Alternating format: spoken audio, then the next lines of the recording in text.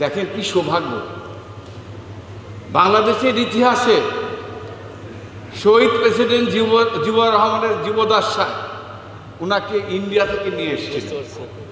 উনি অসুস্থ, প্রেসিডেন্ট জিয়াউর রহমান সাহেবের শাসনামলে উনি যখন মৃত্যুবরণ করেন, উনাকে যে জায়গায় দাফন করা হয়েছে, শায়িত করা হয়েছে। আজকে শহীদ প্রেসিডেন্ট জিয়াউর রহমান যদি বেঁচে না থাকতো, আজকে কবি নজরুল ইসলামকে কি ওই ঢাকা বিশ্ববিদ্যালয় যেখানে চিরনিদ্রায় শায়িত আছে ওই মসজিদের ধারে আমাকে কবর দিও ভাই, উনি বলছেন না কবিতা? আজকে সেই মসজিদের ধারে আজকে চিরনিদ্রায় তাকে শায়িত করা হয়েছে।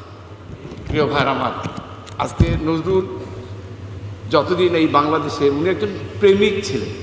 ওই যে তোর নার্গিসের কথা বললাম, হ্যাঁ, উনি হিন্দু মেয়ে বোধ হয় সম্ভবত, উনি হিন্দু না, পরেরটা দ্বিতীয়টা হিন্দু না, দ্বিতীয়টা হিন্দু।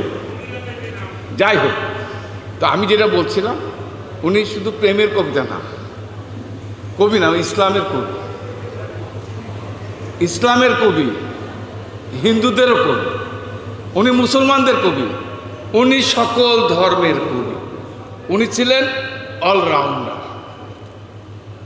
আমি মনে করি বাংলা সাহিত্যে আজকে কৃতজ্ঞতা জানে আমাদের প্রধানমন্ত্রী, আজকে তারেক রহমান সাহেব এই নজরুলের প্রতি সম্মান প্রদর্শনের জন্য উনি সেই 30 সালে সেই ময়মনসিংহে ছুটে গিয়েছেন।